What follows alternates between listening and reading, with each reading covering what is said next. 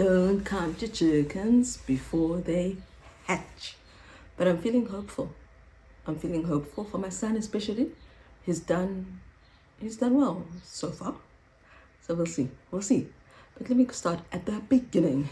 This is going to be another one of those how we homeschool things videos, but it was inspired or triggered by a pharmacist and my friend in Tanzania. So let me answer their questions, and then I'll tell you how we prepared for our end of high school life as private individuals who are freestyling their homeschool.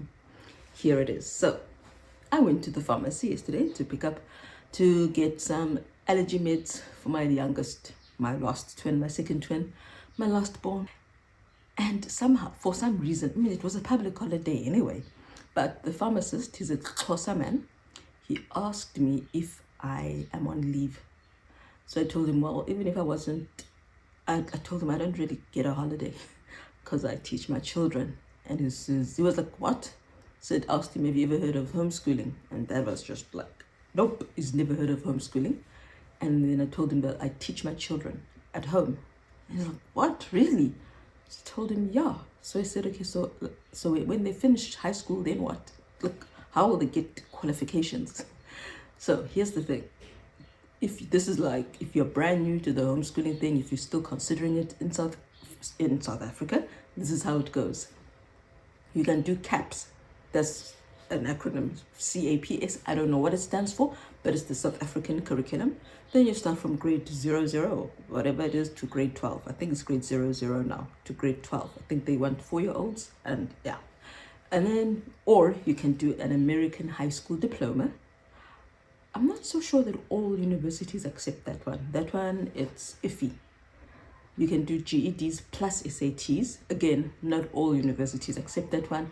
And in fact, the government wants to get rid of it completely as an option.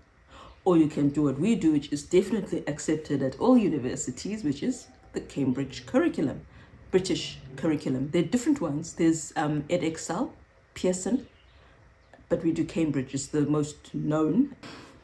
So what we do is, as I explained to him, and also for my friend had asked, she was asking, okay, so if your son is this age, does that mean he's finished high school? What's the plan next? So I said, well, they're doing the AS levels. They did well with their IGCSEs, which is the equivalent of O levels in Britain. And she's like, since when did South Africa change to the British curriculum? No, so we haven't changed, but we homeschoolers can choose. And there are private schools that do use Cambridge. They don't use the national curriculum. So what we do is, there are no formal exams until IGCSEs and AS levels. So that's like O level and A level. There's no formal exam before that. So the pharmacist, it was so bad. I was so embarrassed because there were people waiting to be seen, and there were only 2 working pharmacists yesterday. I know how tiring it is to wait and wait. Now, if you can see that the person has received their medication and you're still talking, I really felt guilty. I even tried to move away, but the man was really interested. He really was interested, and he asked if you can do it even for little children. So I told him, yes, Cambridge starts from reception year, that's what it's called, all the way. There's textbooks and stuff. So he even took out a piece of paper to ask where to find it, what to look for online. So I told him Cambridge International, or he can look for CIE, the acronym. Thankfully, when I came home and I Googled, it will take you exactly where I get my resources, cambridgeinternational.org.uk, cie.org.uk. And it tells you all the subjects, it tells you all the weight and what the recommended prescribed textbooks are. So yeah, so that's what we do. So that's what I've been doing. I've been buying the recommended textbooks, and then I make them answer the questions in the textbook, but I pick and choose. If it's something that's going to be repetitive, I don't make them repeat. And then if they don't do well, then I make them repeat. Answer again, try again. And if they don't do well, then we discuss the actual answer and what it should have been and what they're missing. and they go back and look at what they were missing in the chapter. So that's what we do for home ed as individual, as parents who are not using any online school or anything, where it's just mom is teacher, mom is the school. That's what I told him. I told him I am the school. Because when we go out for field trips, that's me. It's not even homeschooling, it's mom schooling. So now for my children, they did well. Because he was saying, is it not, but why did you choose Cambridge? And I told him because it's harder. So it's like when you do your AS levels, if you can do that well, you will pass your first year. You'll be fine for those subjects, of course. But more importantly, it's analytical. CAPS is more, the better you can remember things, the higher your marks will be. Cambridge makes you analyze, think analytically. It's more real world. Because in the real world, you're not going to get to work and then have a textbook and memorize. The problems will just pitch up that have never been in any textbook. So I prefer Cambridge, that's why. So my son, he did a past paper. So here's how we do it. Sorry. We study and then we do past paper after past paper. I know I've shared this in a different video. We do many past papers, and where there are gaps, then we go back, study, and so that we're prepared. We study and so that we know what we're missing. And what I like about this is that, for example, last year, for some of the past papers, we did the various subjects. One question from geography was repeated in their actual official paper that they'd already done and studied well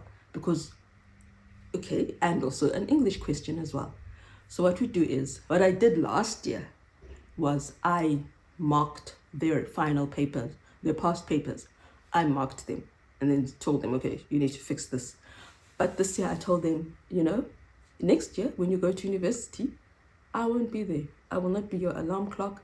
I will not be there to tell you, okay, now you need to do this and this and this subject. I will not be the ones telling you you need to go to your lectures. You will be in charge of your education. So you need to start being in charge now. So they do the past papers, and then I give them the mark scheme and they mark. And then obviously while they're marking, then they can also see for themselves what they should have done and what the answer should have been. For my daughter, she now sees how she should answer better. She had a struggle there with her biology, which she knew already that, though she was done, though she has revised, she feels like it's a lot of work. And I have seen parents who have complained that biology is hard. The exam is hard. Speaking of biology, practicals. The official British Council exam venue doesn't have computers for the A2, which is the last part of A levels. They don't have computers for the computer science practicals, and they don't have biology experiment equipment for the biology practical exam.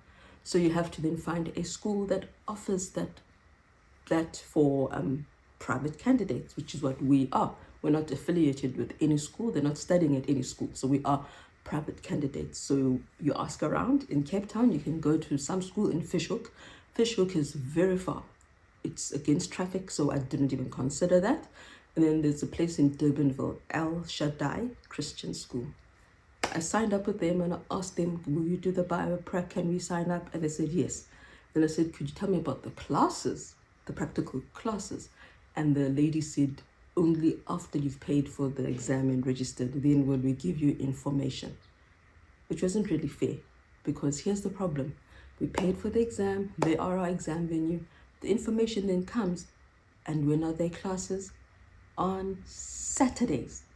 We keep Sabbath, so there will be no attending Saturday classes. This was our second option. There's also International School of Cape Town. You can do your biology practicals there, and science also, physics. But this had to be this January to now. The classes would have started in January. But the biology teacher was away. He's gone to America, and we know him very well. He's actually a member of our church, not our particular congregation, but he's also a Seventh-day Adventist. And he's not there. His classes were on Sundays. So we could have done it that way, but he's gone. So International School of Cape Town didn't work for us, Seventh-day Adventists. Al Shaddai Christian School didn't work for us because they do their classes on Saturdays. So this is just a warning if you're a Sabbath keeper. Tell them to at least tell you what days, and try the International School of Cape Town. Though I think the physics was, I can't remember what day it was, just check. So we then we will go to Somerset West, which is not close to us. And it's on the N2, which is not a very good road. They like to hijack people there, and they like to throw bricks through drivers' windscreens. And you can imagine how deadly that is. But I have no option. So we will do our biology practical preparation through Heidelberg International School. But we will still do the exam at El Shaddai Christian School in Durbanville. So she'll have 3 sessions that are 2.5 hours long for the practical portion, for the preparation for the practicals, for the exams. We'll see how that goes.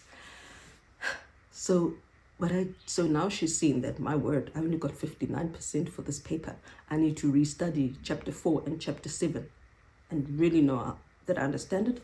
And they have the revision guides. I've bought them that, so she can also restudy that way also. So she's got 2 different texts, and can download videos if there's specific topics, like I have been anyway, that she is struggling with.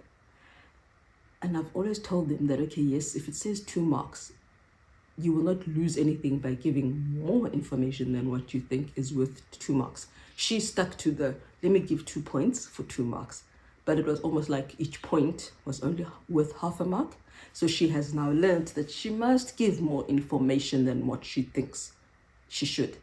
So that is part of the beauty of the process of doing the past papers. You then know how to improve, so that by the time you actually do your actual paper to finish your school, you are well versed in how they want you to answer. So that's why we do the past papers, to learn how they want you to answer, to practice, obviously, and also for them, there might be a question that is repeated. And if they have done well in that question at home, then they will do well with the question during the exam. So it's an easy mark. It's easy ways to get a mark if they repeat a question or a similar question. So yeah, you can get past papers from the actual Cambridge International website.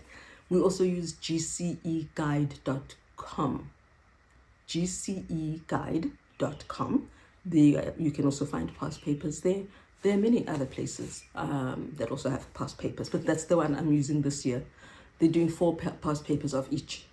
They've got 2 papers for business, 2 papers for computer science, 3 for biology, because there's the practical, and then 2 written papers. So yes, we will see how that goes. But so far my son is doing okay, because even before he had finished revising his computer science, he did a past paper just because he wanted to see, and he got 75%. That's before revising. He hadn't even started revising. He just finished studying and he got 75%. So we're hopeful, and they started their past papers officially yesterday. It was a 2023 specimen paper, and he got 82.5. And he even thought, no way, this can't be. This is way too high. This is for business paper 1. So he remarked it, and that's what he got. So I'm feeling hopeful. We'll just need to work on my daughter and her biology and see how she goes with her business. And then next month we begin what I hope is the end. And if it's not, if they don't do well in their final exams, we only get the results in August, which is not good. But if they don't do well, we've still got October, November to register again and rewrite then. But the past papers are a very good indication of how you'll do in your exam. The way how they did in their past papers at home was basically how they did for the exams. In fact, they did even better when they actually did the final exam than how they did in their past papers. I guess they'd internalized everything possible. So I have hope, even for my daughter with her 59%. I mean, you only need a D. So she technically would be okay, even with her 59, but we're not a 59% type family. So we will want to work on that. So yes, that's how we are. That's how we are doing the end of our homeschool journey. They're in charge. And I told them, you shortchange yourself if you tell me, oh, I got a B, but you really got a D. Because university has many applicants. So you really need to do the best you can do. And now they've got the opportunity to revise and do the best they can do. So it's up to them. As I said, in university, I won't be there. It will be up to them. They will be the ones who have to attend the TATs. If they've got TATs, I'm basing it on what we had at UCT, which are like the after school lectures and stuff. So I won't be there to make sure they're doing their assignments, studying for exams. So it begins now. It begins now with their final year. I've done all the teaching I can. I can help with revision where there are problems, but it's up to them. And so far, so good for my son. We'll see how it goes with my angel, my daughter. I hope I've answered all the questions. So that actually answers the questions the guy had, the pharmacist and my friend. Nervous, nerve-wracking. And again, I will say I'm thankful to my cousins. I've got two. One who married my cousin in my maternal family. Well, I've got many cousins, but one specific cousin. My cousin Aaron, I've got his wife. She is a support. So I can rejoice with her or cry with her if we don't do well. And I've got my cousin in the UK, Letiwe. I will rejoice with her or cry with her if we don't do well. She loves how we're doing. She, more than my other cousin, she knows how anti our relatives have been, both mine and my husband. So the way we did with our IGCSE is how we did it. For her, it was like, phew, vindication. They can see you're not messing up your children's future at all. And here's the other thing. Universities love homeschooled children. Believe me, you're actually not holding them back if you come and say they were homeschooled, because they believe, which is true, research has shown it, homeschooled children really want to give their best. They're self-motivated and they just have better characters. I'm not saying my children will have better characters, but they're more community-minded, more civic-minded, more giving, more community-minded. Yes, I'm repeating myself. So they are a boon to the university. They're not going to go around burning desks, going on strike, protesting like so many of our children are doing. So yeah, that is what I'm thankful for. I'm thankful that homeschooled children do have such a good reputation, and I'm thankful for the support I have from my two relatives and my friends, who are my sisters, my friends from church, who, yeah, they support everything, every single thing. There's especially one who, like, we can just write to each other about everything we've studied from our Bible and our other texts, and we get each other. So we've got their support, and I will cry with them or celebrate and cry. Happy tears with them. Here we go.